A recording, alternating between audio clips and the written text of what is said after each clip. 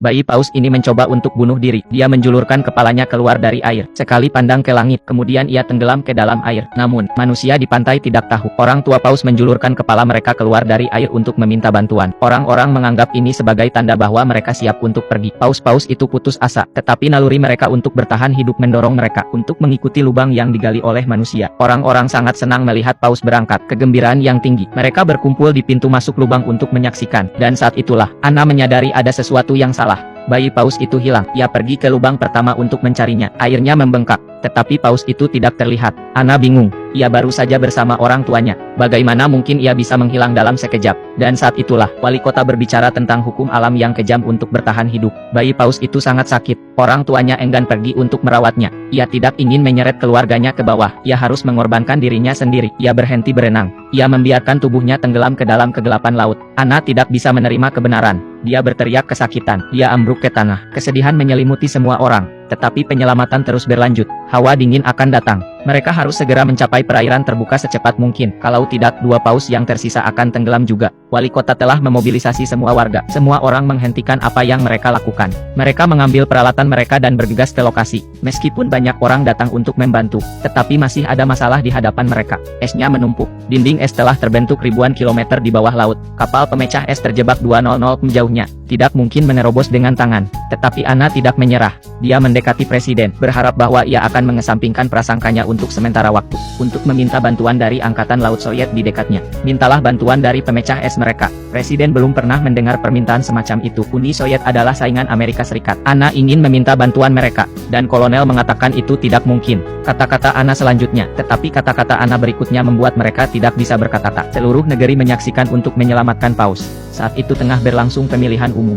Jika presiden tidak setuju, ketika itu berakhir, Anna akan berbaris dan memprotes, dan itulah bagaimana dia akan dipilih. Presiden tidak menyangka Anna akan mengatakan itu. Ia tidak tahu apa yang harus dilakukan. Pada akhirnya, solusi Anna berhasil. Presiden ditekan, setuju untuk meminta bantuan Angkatan Laut Soviet. Ketika berita itu tersiar, media berita dunia meledak. Tidak ada yang bisa membayangkan, dua rial perang dingin, akan setuju untuk bekerja sama untuk menyelamatkan paus. Berita itu sampai ke tempat kejadian. Kerumunan orang terinspirasi. Semua orang penuh energi. Segera mereka menggali sampai ke kaki dinding es. 425 lubang di seluruh lautan beku. Itu adalah kerja keras, tetapi semua orang senang. Tiba-tiba, sirene berbunyi, menarik perhatian semua orang. Di kejauhan, kapal pemecah es Soviet datang dengan cepat. Anna tidak menyangka Soviet akan datang begitu cepat. Pikiran bahwa paus akan segera dapat melarikan diri. Hatinya akhirnya lega. Namun, suasana di atas kapal pemecah es sangat berat. Dinding es itu lebih besar dari yang diperkirakan kapten. Tidak akan mudah untuk mencapai pintu keluar.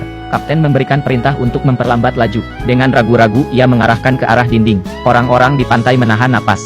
Harapan yang tinggi, tetapi detik berikutnya kecepatannya terlalu lambat. Dinding es tidak bergerak sama sekali. Tetapi, saat kerumunan orang kecewa, suara kapten terdengar melalui radio. Kawan-kawan, kami hanya menguji air. Kita akan mempercepat. Menyingkirlah dari jalan. Segera setelah kata-kata itu diucapkan, pemecah es datang dengan kecepatan yang lebih cepat. Ia menghantam dinding. Sebuah retakan besar terjadi. Tetapi dinding es tidak pecah.